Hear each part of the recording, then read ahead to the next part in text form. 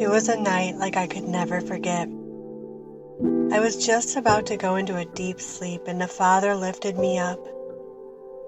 He spoke to me in an audible way, and it was like my spirit was lifted up to Him. I could feel every vibration of His voice. It was undescribable, like multidimensional, and it was powerful like thunder, but gentle and loving.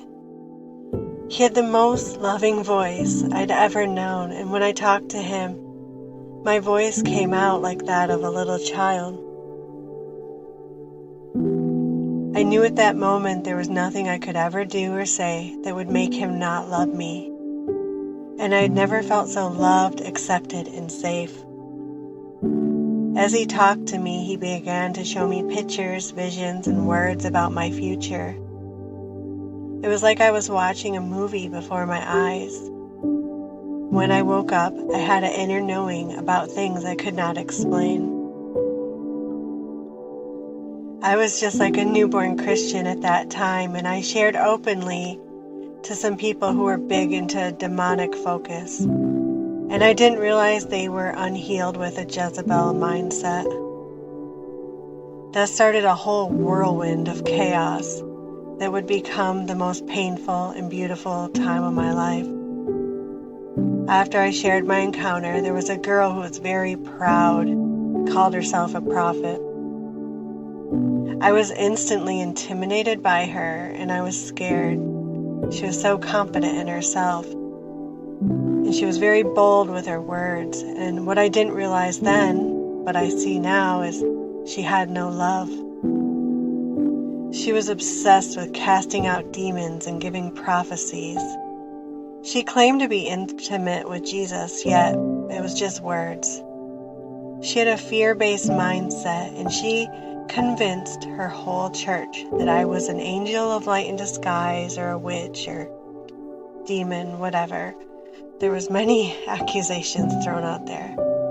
And I was so fragile because all I knew was that Jesus was my best friend and we talked all the time.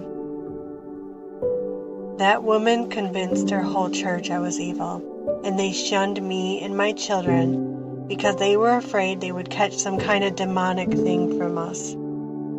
It was sickening. Not only did they hurt me, but they traumatized my kids.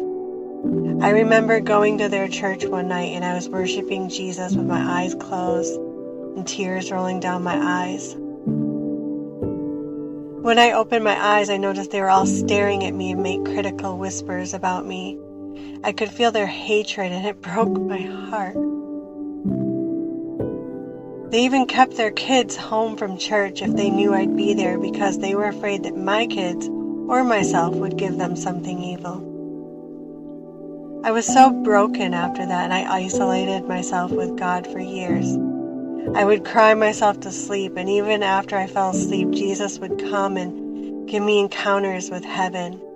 He taught me many things and helped me to stand confident in who I am. That brutal attack against my identity became a place where I leaned so intimately into Jesus. From then on, I leaned upon Him, and He helped me to rise back up after the attack. That was just about 10 years ago, and just recently I met the same type of Christian again. I was accused of terrible things and instantly shunned away because of the fear-based doctrine that was so blind to faith. I had gone through a deep deliverance over the past decade with God since the first attack, and I was able to easily recognize that same baby Christian mindset right off the bat.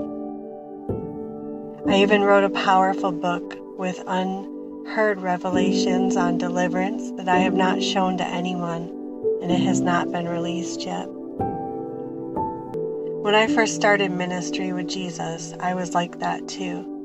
I was afraid to exercise my faith in a way that God wanted me to, with childlike faith and imagination. Because I was afraid of catching demons or venturing into witchcraft.